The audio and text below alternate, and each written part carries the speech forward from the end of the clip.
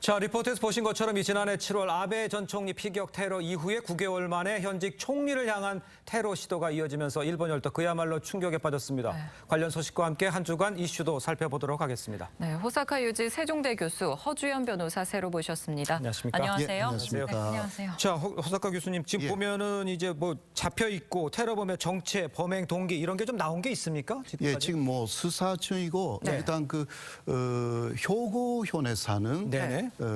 기무라 류지 24세 네. 그렇게 알려졌거든요. 네네. 왜냐하면 운전면허증이 있었기 때문에 네네. 거기에 적혀 있었던 그 주소로 연락을 했더니 네네. 바로 그 주소에 살고 있다라는 것이 밝혀졌고요. 네. 거기에는 그 형 그리고 여동생, 어머니가 함께 살고 있다. 아버지는 지금 어떤 이유인지 잘 모르겠지만 같이 살고 있지 않다. 막 이 정도. 그리고 또 네.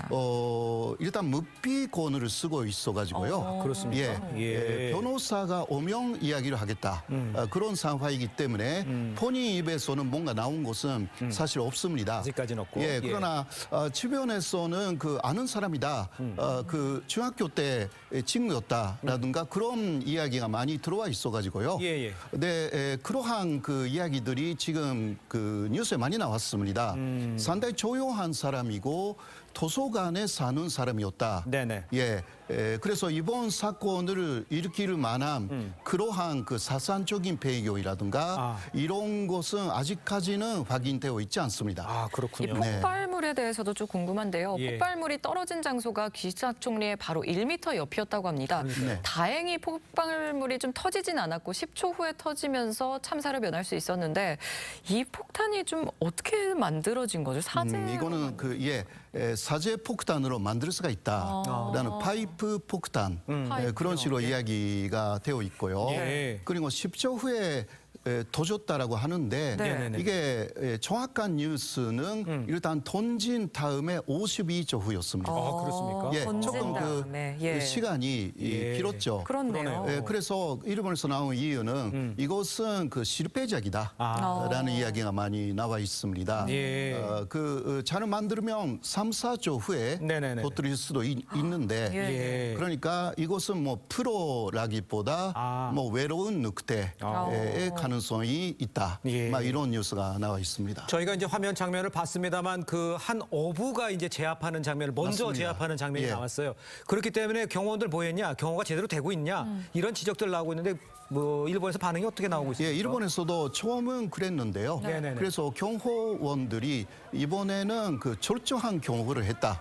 막 이런 이야기를 했습니다. 아, 그렇습니까? 사실 20명 정도의 경호원들이 그 천층 안에서도 몇 사람 들어가 있었고요. 네네네. 네, 그러나 실제로 바로 옆에 있는 어부가 채찍에 제압을 했기 때문에 그러니까요. 상당히 좀 그 호소한 면이 있었지 않나 이러한 이야기가 나왔던 것입니다. 예. 아베 총리가 조국된 이후에 경호 요칙이라는 것이 28년 만에 개편이 되었고요. 일본에서 이번에는 철저하게 했는데 그러나 문제점은 두 가지 있었다라는 것은 그 금속 탐지기라든가 이런 것을 사용하지 않았고 소지품 검사도 하지 않았다라는 부분에서 사실 그 선거 유세라는 그런 데를 경고하는 것은 굉장히 어렵다라는 왜냐하면 일본 정치인들은 스킨십 그러니까 악수 해가지고 악수가 한 표다라는 것이 있기 때문에 상당히 그러한 일본의 유세 의원 이런 데서 경고하는 것 자체가 어렵다. 막 그런 이야기가 나와 있어가지고 아까도 이야기가 조금 나왔지만 G7이 5월에 있기 때문에 세계에서 굉장히 많은 그 요인들이 오기 때문에 거기에 대해서 어떻게 경고를 하느냐라는 것이 또 하나의 큰 화제거리가 지금 되어 있습니다. 말씀하신 것처럼 선거 특성상 좀 어쩔 수 없는 부분도 있지만 이게 좀 개선점이 여전히 좀 많이 남아 있는 것 같아요. 맞아요. 근데 폭발물 이 투척 사건에도 기시다 총리가 가두연설을 예정대로 강행을 했다고 합니다. 이번 사건이 선거에도 좀 영향을 미칠 것 같아요. 현재까지는요. 일단 그 5가지의 그 보궐선거를 중심으로 기시다 총리가 그 유세를 하고 있습니다.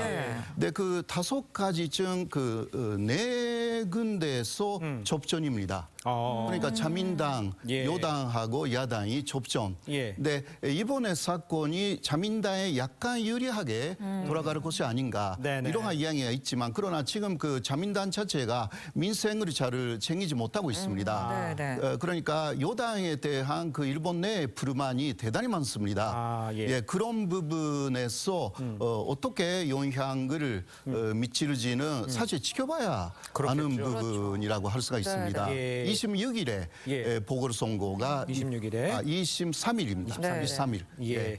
그 아까 뭐 저희가 이제 인터뷰에도 잠깐 봤습니다만 지금 이 전 총리를 향한 아베 총리도 있었고 지금도 있었고 계속 이렇게 테러가 있는 것에 대해서 일본 국민들은 어떤 느낌으로 받아들이고 있습니까? 일본 국민들은요, 사실 그 좀 예상을 했다. 아, 그렇습니까? 예. 예. 그 일본은 뭐 문화적으로는 한국과는 좀 다르지 않습니까? 네, 그렇겠죠. 무사 사회의 그 배경이 있기 때문에 이러한 모방 그 범죄가 앞으로도 이어질 가능성이 있다. 그러니까 미국처럼 그 완전히 그 보호되어 있는 공간에서 유세를 해야 되지 않는가 앞으로는 그런 식으로 뭐 야외에서 네네. 그 사람들이 아주 잘 접근할 수 있는 데서 유세하는 것을 좀 생각해야 되는 것이 아닌가 이러한 이야기가 요새 나와 있습니다. 네, 그렇군요. 네. 자, 알겠습니다. 자, 다음 이슈도 좀 살펴봐야 할 텐데요. 지난 4일 오전 출근하던 이 경찰관이 횡단보도에 쓰러진 시민을 응급처치로 구한 일이 뒤늦게 알려졌습니다. 네. 어떤 상황이었는지 영상으로 좀 직접 보겠습니다.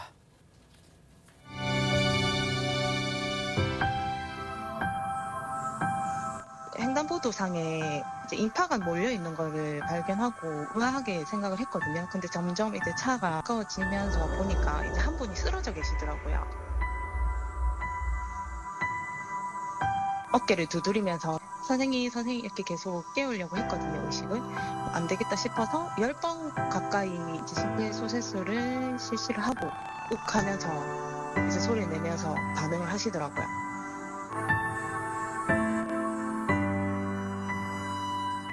그때 순간적으로 그냥 위급하다 그 생각에 그냥 머리로 생각한 것보다 그냥 몸이 먼저 반응했던 것 같아요.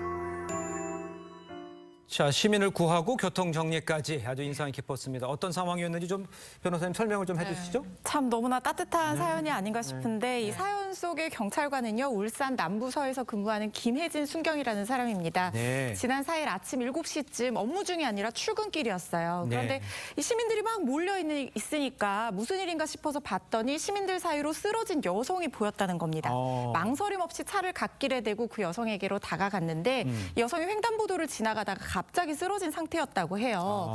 맥박이 희미하게 잡히기는 하는데 의식이 없는 상황이어서 불러도 대답을 안 하고 있고 시민들이 구급대 신고를 한 상황이었지만 아직까지 구급차가 도착을 하지 않은 상황이어서 그렇겠죠. 이분이 심폐소생술을 바로 실시를 합니다. 10번 정도 흉부 압박을 하니까 이 골든타임이 있잖아요. 그렇죠. 놓치지 않고 이 쓰러진 시민분이 억소리 내면서 이 의식이 돌아왔고 이제 구급차로 도착해서 넘겨드리고 이제 병원으로 이송이 돼서 치료를 받았다는 건데 네네. 근데 이순경이 여기서 그친 게 아니고요. 차에서 비상 경광봉까지 꺼내와서 현장 정리까지, 교통 정리까지 다 했다는 거예요. 예. 그래서 이 경찰관의 노력 덕분에 다친 사람도 없고 현장 정리도 순조롭게 마쳐졌다는 그런 사연입니다. 네, 정말 따뜻한 소식인데 이 침착한 대처로 시민을 구한 해당 이 경찰관 좀 숨은 이력이 있어요. 이분이 올해 39살인데 네, 37살의 경찰이 저렇게 됐다는 거예요. 그래요? 네네. 사실 일반적으로 우리가 20대 때 순경 시험 많이 응시하니까 좀 네네. 늦은 나이기는 하잖아요. 예. 원래 4년 동안 간호조무사로 일을 하고 예. 결혼도 하고 아이도 낳았는데 와, 네네. 이 경찰관 꿈을 포기를 할 수가 없었다는 거예요. 그래서 그러네요. 30대 때 이 시험 공부를 시작했는데요. 다 그만두고 공부만 한 게 아니에요. 아이도 키우고 간호조무사 일도 하면서 시험 준비까지 같이 했다는 거예요. 몇 번을 이 탈락의 고배, 정말 마지막 관문까지 가서도 탈락의 고배를 마셔가면서 예. 그래도 포기하지 않고 결국에는 꿈을 이뤘다는 건데 네네. 저도 36살의 변호사가 됐어요. 이게 늦게 공부하는 게 참 힘든데 네. 이 육아까지 하고 일까지 하면서 했다니 정말 너무나 대단하고 이분이 이제 친근한 경찰이 되는 게 목표라고 하는데요. 이 시민들이 언제든지 와서 이렇게 말도 걸고 도움도 요청했으면 좋겠다라고 하는데 자세도 정말 좋습니다. 이분이요. 이렇게 간호조무사 일하면서 경험 쌓은 거 작년에 이제 경찰에서 심폐소생술 받은 거 활용해서 너무 이렇게 잘했다라고 칭찬을 하니까 아 이거 당연한 거 아니냐. 경찰관으로서 당연한 일이다. 오히려 현장에서 같이 도와줬던 시민분들한테 감사드린다. 이렇게 말하기도 했습니다. 알겠습니다. 대단한 순경을 지금 저희가 만나봤습니다. 자, 다음 이슈도 짚어보도록 하겠습니다. 미국발 금융 불안과 경기 침체 우려에 달러 약세가 겹치면서 금값이 지금 천정부지로 오르고 있다. 이런 이야기 나오고 있습니다. 얼마나 올랐습니까? 뭐 계속해서 7주 연속 상승세고요. 연 한 12% 정도 올라서 많이 올랐네요. 지금 뭐 10일 한국거래소 이 금시장 1g당 가격이요. 뭐 84,800원. 한돈으로는 지금 30만 원 훌쩍 넘었거든요. 지금 계속해서 이렇게 금에 대한 투자나 관심이 올라가면서 가격도 오르고 있는 건데 달러가 비교적 안정적이라고는 하지만 경기 침체가 계속되면서 이 그 전통적인 안정 자산이라고 보는 이 금이나 은에 대한 어떤 수요가 계속해서 올라가고 있는 걸로 보입니다. 심지어 강남의 한 편의점에서 제가 실제로 봤어요. 키오스크에 카드 넣으면 물 사듯이 편의점에서 금 자판기로 금을 살 수 있는 자판기를 봤거든요. 그러니까 사람들이 금을 바로 저건데요. 사고 싶어 하니까 저렇게 우리 메뉴 주문하듯이 누르고 카드 하면은 물 사는 것처럼 금을 살 수 있는 그런 자판기까지 등장했다고 하는데 전 세계적인 추세예요. 미국에서도 지금 금값이 이제 온스당 2,000달러 넘었다고 하는데 이게 지난 3일에 벌써 2,000달러 선을 돌파를 했고 13개월 만에 최고치 기록한 상황인데요. 마찬가지로 올해 들어서 12% 이제 상승을 했다고 하고 7주 연속 계속해서 상승세기는 하지만 이번 주에 금 가격이 0.5% 살짝 주춤했습니다. 그렇지만 일시적인 현상이다. 앞으로 더 오를 거다. 이런 전망이 우세합니다. 저는 사실 이미 너무 올라서 지금 사면 또 너무 늦은 거 아닌가 이렇게 좀 걱정이 되는데 전문가들이 좀 어떻게 전망하고 있어요? 전문가들은 가격 상승 견해에는 대부분 일치를 하는데 투자 시점에서는 말씀하신 것처럼 조금 의견이 엇갈리고 있어요. 이제 비추천하는 입장에서는 금은 경기 예측을 원래 선반영하는 그런 자산이다. 그래서 이미 오를 대로 올랐다는 거예요. 그러니까 왜 우리가 투자를 하면 무릎에서 사서 어깨에서 팔아라 이런 얘기를 하잖아요. 그러니까 쉽게 말씀드리면은 이 금 가격이 어깨까지 왔다 이렇게 보고 있는 건데요. 또 추천하는 입장도 있습니다. 금 같은 경우에는 이 주식이나 이런 것과는 달리 굉장히 안정적인 자산이기 때문에 앞으로 더 오를 여력이 남아 있는 상황에서 계속해서 뭐 경기 침체나 회복이 변동이 된다고 하더라도 가격에 크게 영향을 받지 않고 방어가 될 거라는 거예요. 그래서 분할 매수하는 걸 추천한다 이런 의견도 있었습니다. 알겠습니다. 금값이 오르니까 이제 경제가 그만큼 안 좋다 뭐 이런 거를 얘기하는 거죠. 다른 것도 물가도 많이 올랐죠 지금요? 지금 우리나라 수출 위기입니다. 우리나라 수출로 사실 먹고 사는 나라라고 해도 과언이 아닌데 지금 작년 기준으로요. 전 세계 수출 시장 점유율이 2.74% 기록했는데 이게 2008년 이후에 최저치거든요. 2018년부터 미중 간이 무역 전쟁이 본격화되면서 전 세계적으로 자국 무역을 보호하는 그런 경향이 두드러졌어요. 그런데 우리나라가 뭐 이제 그동안 메모리 반도체 요 수출 호황에 좀 기대서 이 수출 시장 변화에 역동적으로 대응하거나 품목을 다변화하지 못했던 그런 것도 사실상 있거든요.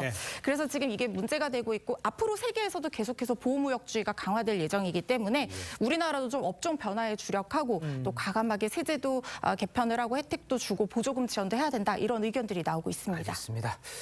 자, 두 분과는 여기서 인사 나누겠습니다. 오늘 말씀 감사합니다. 고맙습니다. 고맙습니다. 감사합니다.